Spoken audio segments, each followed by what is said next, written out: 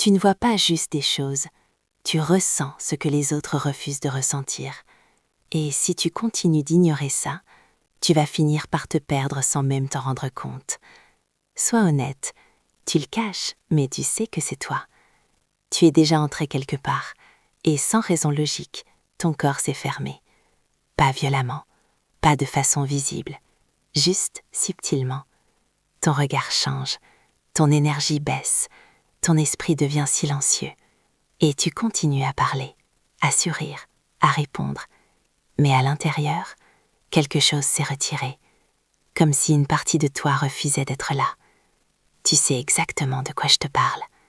Ce moment où quelqu'un te parle, et tu entends ces mots, mais tu ressens autre chose, un décalage, une incohérence.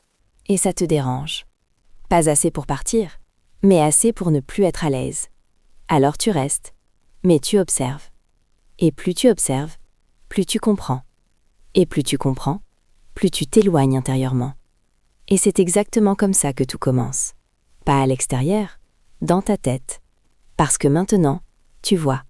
Mais surtout, tu ressens. Et ça, c'est encore plus dangereux. Parce que ce que tu ressens ne peut pas être ignoré sans conséquence. Tu peux ignorer des mots, tu peux ignorer des faits, mais tu ne peux pas ignorer ce que ton esprit capte. Et plus tu ignores, plus ça revient fort.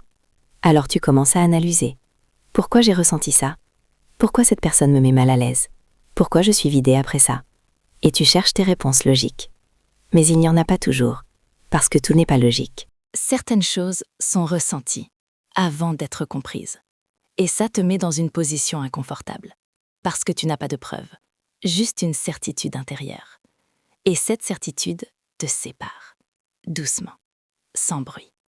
Tu continues à être là, mais tu n'es plus vraiment connecté. Tu es présent, mais distant. Tu participes, mais tu observes. Et ça, les autres ne le voient pas, mais ils le ressentent. Et c'est pour ça que certaines relations changent, sans que tu comprennes pourquoi. Tu parles moins, tu partages moins, tu te livres moins. Pas parce que tu veux, mais parce que tu sais que ce que tu ressens ne sera pas compris. Alors tu te tais.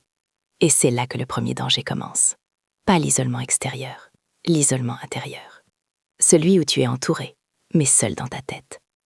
Tu as déjà essayé d'expliquer. Tu as déjà dit « je ne sais pas, il y a quelque chose qui ne va pas ». Et on t'a répondu « tu te fais des films ». Alors tu as arrêté.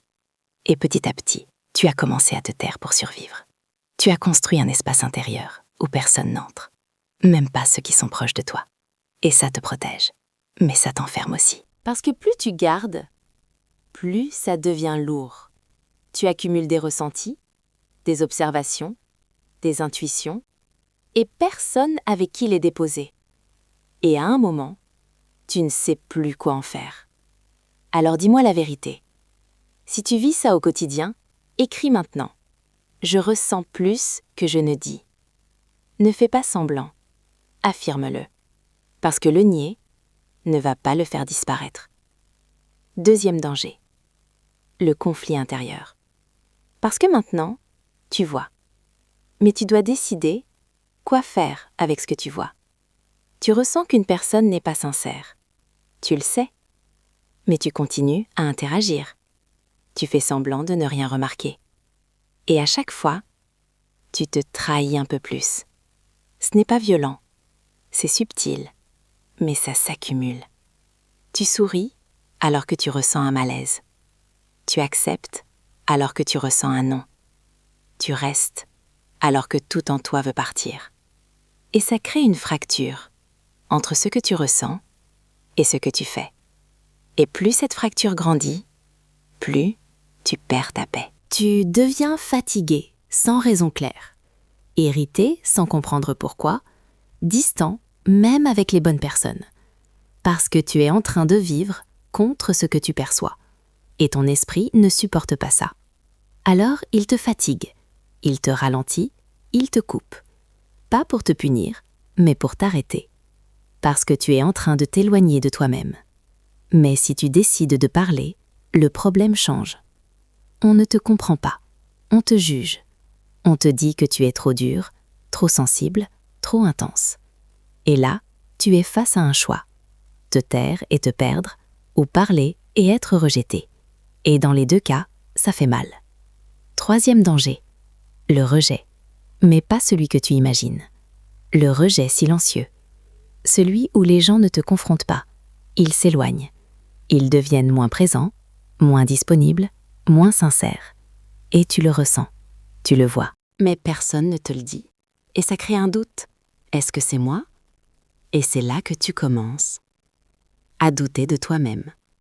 Pas parce que tu es instable, mais parce que tu es seul à voir ce qui se passe. Et sans validation extérieure, tu commences à te trahir intérieurement. Mais écoute bien. Le problème n'est pas ta perception. Le problème, c'est que les autres préfèrent ne pas voir. Et ça, tu ne peux pas le changer. Quatrième danger, la confusion mentale. Parce que tu ressens tellement de choses que tu ne sais plus ce qui t'appartient. Tu ressens une tristesse, mais elle n'est pas à toi. Une tension qui ne vient pas de toi. Une lourdeur que tu n'expliques pas. Et sans t'en rendre compte, tu absorbes tout. Tu gardes tout. Tu portes tout. Et ton esprit se surcharge. Tu réfléchis plus. Tu dors moins bien. Tu es moins clair. Et tu penses que tu perds quelque chose. Alors qu'en réalité, tu prends trop. Tu absorbes sans filtrer. Et ça te déséquilibre. Cinquième danger, l'épuisement. Pas physique, mental, émotionnel, invisible. Tu es constamment en train d'analyser, de ressentir, de comprendre. Même seul, ton esprit ne s'arrête pas. Et à un moment, tu n'as plus d'énergie, plus d'envie, plus de clarté. Et tu crois que tu as perdu quelque chose. Mais non, tu es juste épuisé. Parce que tu fais le travail que tu ne devrais pas faire. Tu portes ce que tu devrais laisser. Tu contrôles ce que tu devrais relâcher. Et ça te vide.